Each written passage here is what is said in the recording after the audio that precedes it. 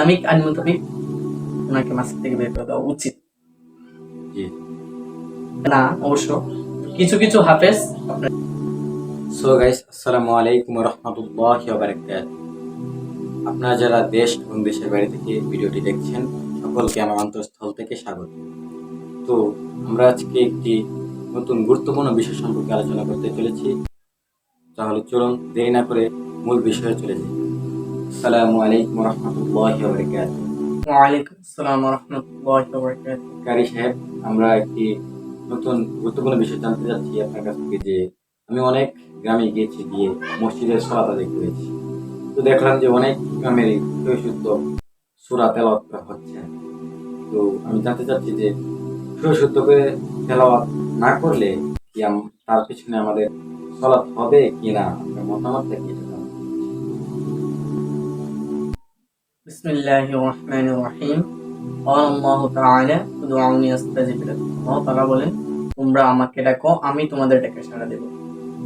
এখন আল্লাহ তাআলা কিভাবে, কিসের মাধ্যমে আমাদেরকে ডাকতে বলেছেন? নিশ্চয়ই কোরআনের মাধ্যমে। এই কোরআনের মাধ্যমে ডাকতে বলেছেন। এই বিধায় আমাদের এই কোরআনটা সহিষ্ণুভাবে পড়তে হবে, কোরআন বুঝতে হবে। আমরা যদি কোরআন পড়তে না পারি, বুঝতে না পারি, তাহলে এটা আমাদের হবে না, আমাদের ব্যর্থতা। আমরা মুসলিম বলে কিভাবে দাবি করব আমরা যদি কোরআনের আইন মোতাবেক না চলতে পারি?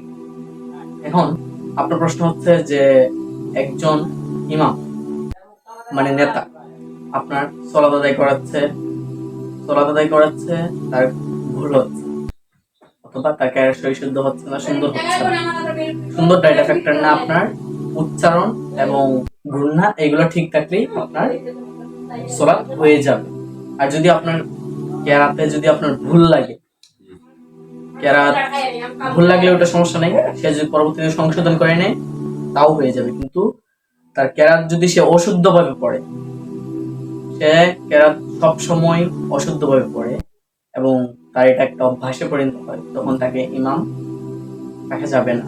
কেননা তার তার কর্তব্য হচ্ছে তখন তার ক্যারেক্টারকে আপডেট করা, নতুন করে আবার তার ক্যারেক্টারটা ঠিক করে নেওয়া।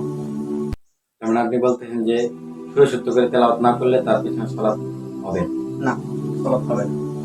এখন তার পিছনে সালাত হওয়ার জন্য করণীয় হচ্ছে আমাদের ইমাম নিয়োগ দেওয়া। ভালো ইমাম, জি, ভালো ইমাম যখন আপনি নিয়োগ দিবেন, তখন ভালো ইমামের কিছু বৈশিষ্ট্য আছে।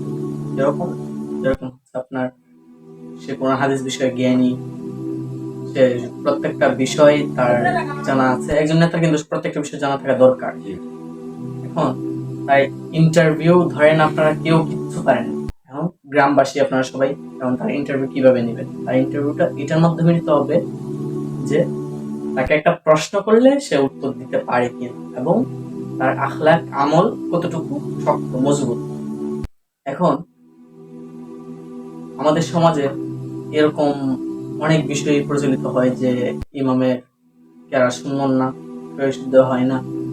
সুন্দর না এটা সমস্যা নেই, সুন্দর না তাও এটা সুন্দর, এটা কিন্তু সহিষ্ণুদ্ধ হচ্ছে। আর যেটা সহিষ্ণুদ্ধ হচ্ছে না, এক আয়াতে জায়গায় অন্য আয়াত করতেছে, অথবা এটা কিরকম বাজেভাবে করতেছে, মুসল্লিদের ভালো লাগতেছে না, ওনার পিছনে সালাত করা, মুসল্লি আসা বন্ধ হয়ে যাচ্ছে, তখন আমাদের সেই ইমামকে আপডেট করাতে হবে, নতুন কেরাত তার সেই ইমাম যিনি তার নতুন কেরাত শিখতে হবে।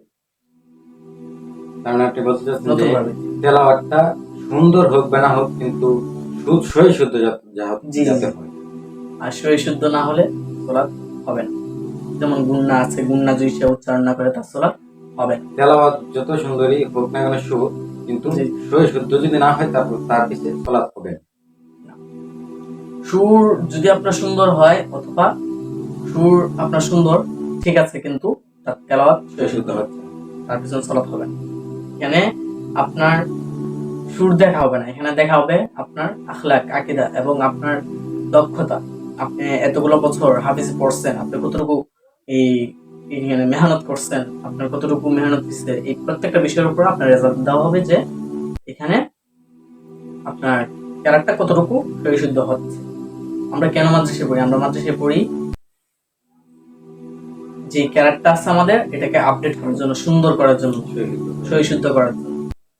এখন আমরা যদি ওটা না করি, ওই ইমাম যদি ওই রকম ভাবেই পড়ে, তাহলে ওই ইমামকে আমাদের সর্বপ্রথম কর্তব্য হচ্ছে গ্রামবাসীদের ওই ইমামকে বলা যে আপনার ক্যারেক্টার আপনি আপডেট করেন, নতুন করেন, নতুন সিস্টেমে আপনি পড়েন, শুদ্ধ করে শুদ্ধ করে আপনি পড়েন সুন্দরভাবে।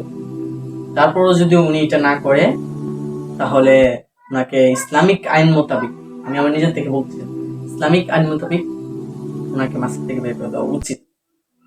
জি দেখবেন অধিকাংশ হাফেজ এরকম না অবশ্য, কিছু কিছু হাফেজ আপনার এরকম।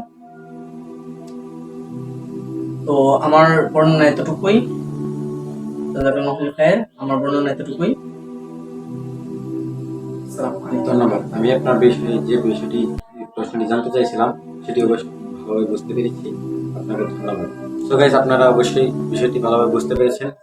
আসসালামু আলাইকুম।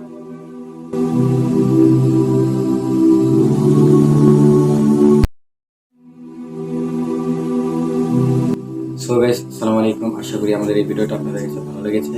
তো আমরা চেষ্টা করব আরো নতুন নতুন ভিডিও আপলোড দিতে। তো সবাই ভালো থাকবেন আসলে।